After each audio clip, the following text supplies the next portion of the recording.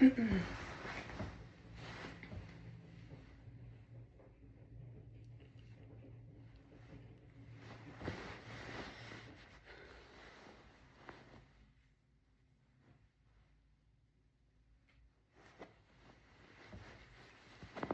so I just real quick want to talk about a term that there's a lot of terms out there that are overly used or um, like people just take them and run with them. They're like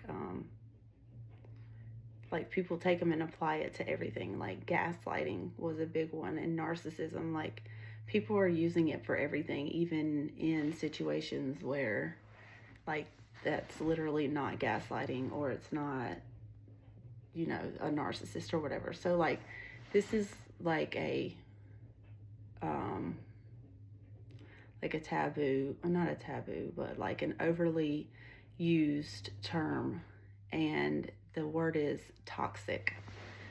um I guess that's just the word that we have for it. I think most people, when they say toxic or refer to someone as toxic, like the the they're referring to it correctly. I don't think people like overuse the term in the sense of like applying it in areas where it doesn't exist. But I guess what I'm trying to say is like I just don't feel like the term is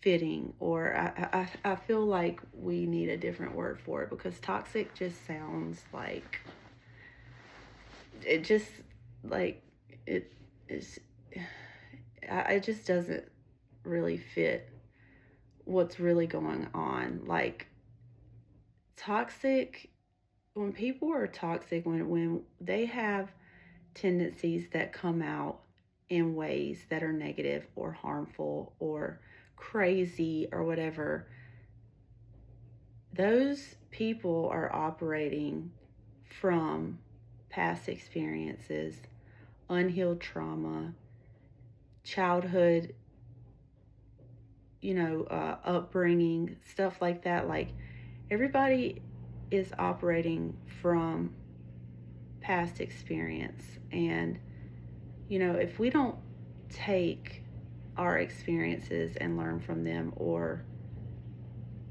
try to process things that were harmful or traumatic, or, you know, allow ourselves to feel it instead of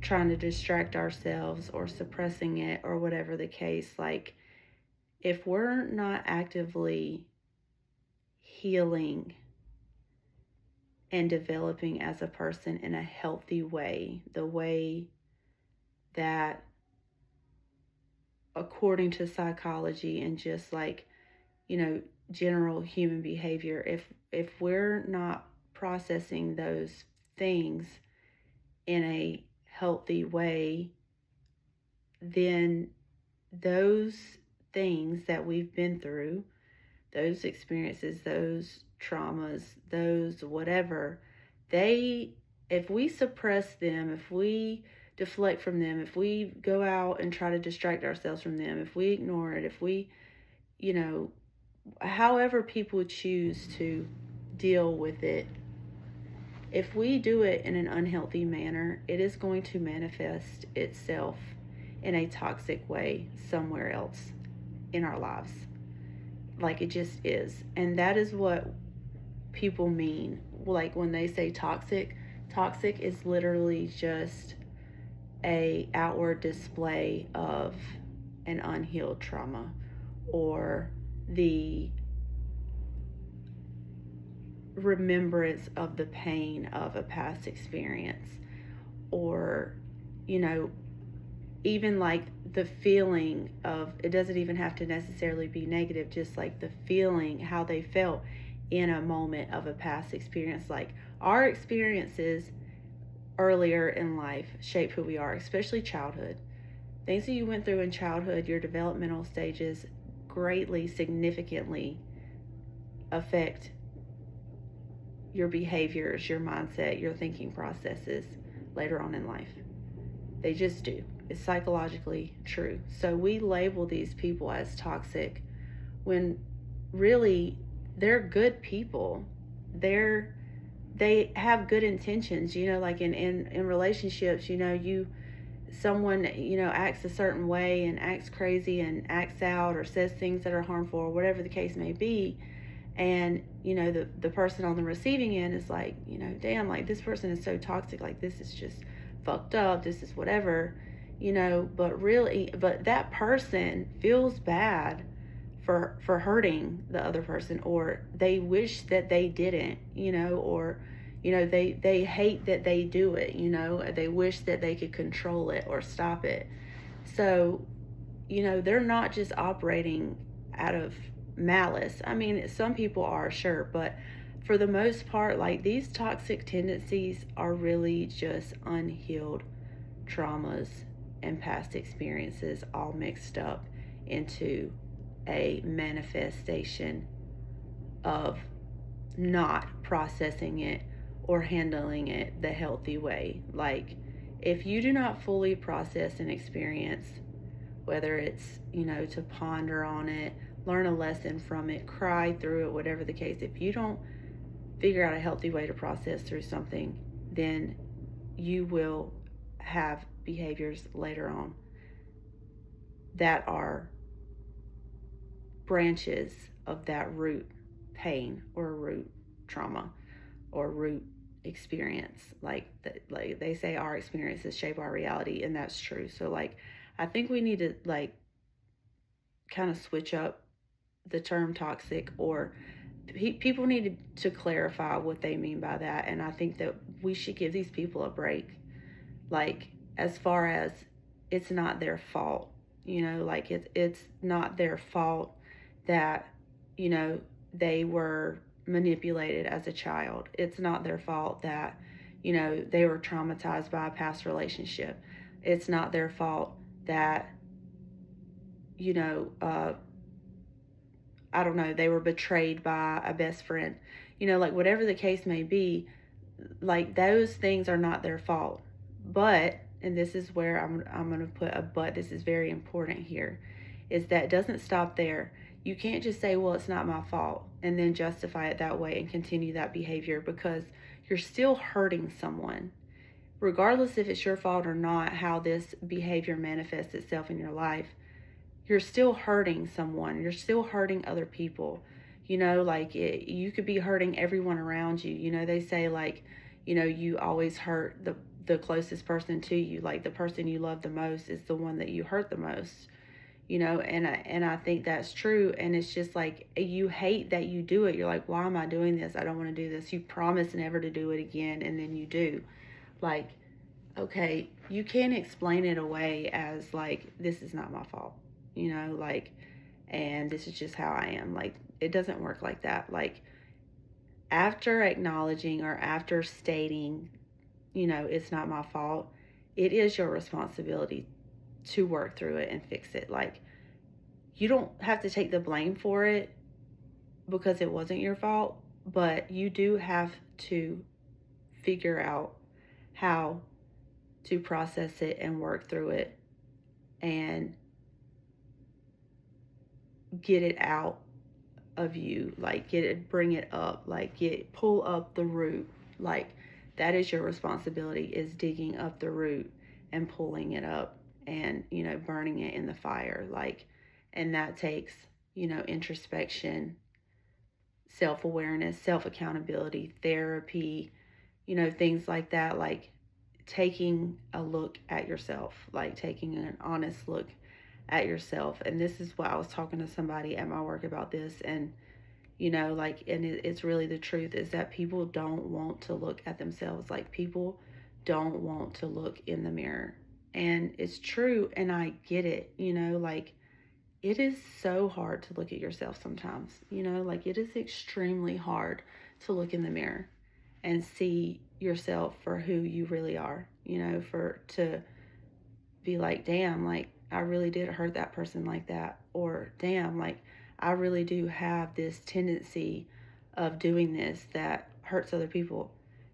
Like it's hard to look back and relive a past trauma, and to feel the pain of that. But like the only way to get through it and to get rid of it and to, improve who you are, change your behaviors, change the way that you view life, to stop harming people, you have to process it out the healthy way. And that is your responsibility. It doesn't matter whose fault it is. Like, that's the first thing you can bring up when going to address this thing is, hey, it wasn't my fault. You're right, it wasn't your fault, but it is your responsibility to work on it and fix it. Like, it just is. Like, it not being your fault is not an excuse to not work on it. Like, it sucks, I'm sorry, you know what I'm saying? Like, but it's your responsibility. And here's the thing about it, is that it might not be your fault that whatever happened, and then you suppress it or you whatever. But like, every time you hurt someone from that behavior, it's your fault if you continue to hurt people because you refuse to look at yourself. That is your fault. It's not your fault what happened that caused this certain behavior, this certain tendency, this certain thing that causes you to hurt people, or hurt those around you, or whatever the case. Like, okay, not your fault, great. But if you're hurting people after that, and you know that you're hurting people after that, and you still refuse to work on it, and you explain it away as, it's not my fault, like, yeah, I guess that is toxic. You know what I'm saying? Like, there's like, you're actively hurting other people and refusing to work on yourself, knowing that you're hurting other people, and like, I know it's hard to look at yourself in the mirror. Like, I'm one of the most self-aware people that you'll ever meet in your life, and I'm also very self-accountable. And so I can tell you with full conviction how hard it is to look at yourself in the mirror. Like, it's not easy, you know. But a lot of things in life aren't easy. And here's my thing. This is, I guess, the biggest thing for me is, if I know that I'm hurting someone because of a behavior that is tied to a root cause, like, that is enough for me to go through the pain or the struggle or the hard work that it takes to fix that part of me, so that I don't continue to do that. Like, that's enough motivation for me, is to not continue to hurt the people that I love. So I think we need to sit back and think about the fact of the people that we love. Like, if we love them so much, then why are we not willing to work on ourselves so that we don't keep hurting them? If we're self-aware enough to know, hey, like, damn, I keep hurting this person, I wish that I wouldn't. Even if you don't know the cause, go and find out. Go to therapy, go and talk to a trusted friend or whatever the case, and figure out why, and then work on it.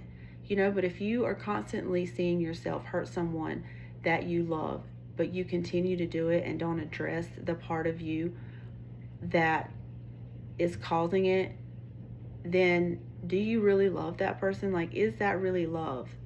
Because to me, I don't want to hurt the people that I love. Like, I don't want to hurt anyone, but especially the people that I love. So if I know that I'm hurting you, if I know a certain action or a certain behavior comes out, every time that it's provoked, or any time that, something, brings it up, and I know that it's hurting you, that's enough motivation for me to figure out what it is and to work on it so that I don't continue to do it. And I think we need to reevaluate the word love and the word toxic. And I think we need to think about the fact of, if you love someone, why would you not work on yourself so that you don't hurt them? Because here's the thing about toxicity, is that it compounds. It compounds over time.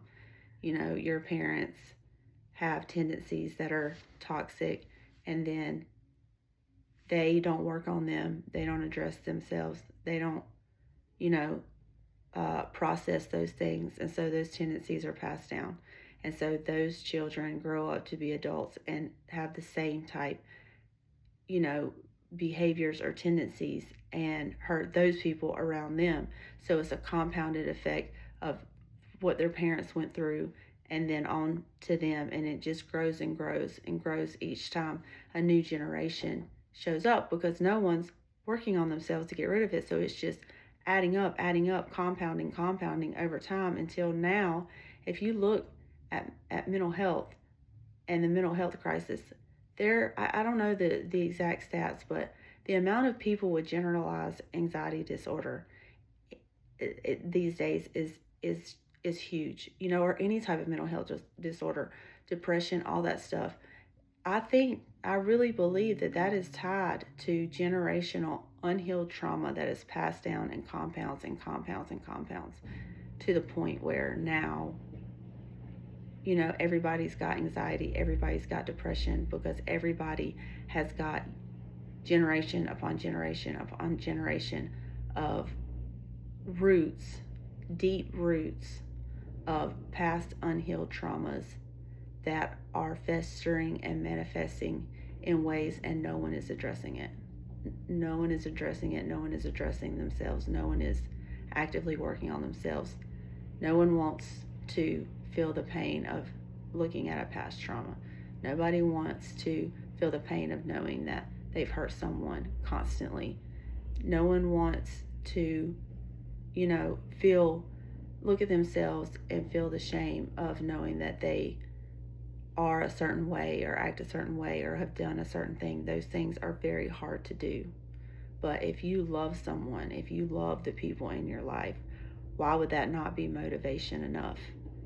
And also, so that we're not passing it down to the next generation and the next generation, so that they have to suffer through, unhealthy relationships and unhealthy behaviors, not knowing why they're acting the way that they're acting, and on down the line, so on and so forth. Like, when people talk about breaking generational curses, like, that's a real thing, like, someone has to stop it. It has to stop somewhere, and, like, I understand looking in the mirror is hard, but we have to do it. We have to.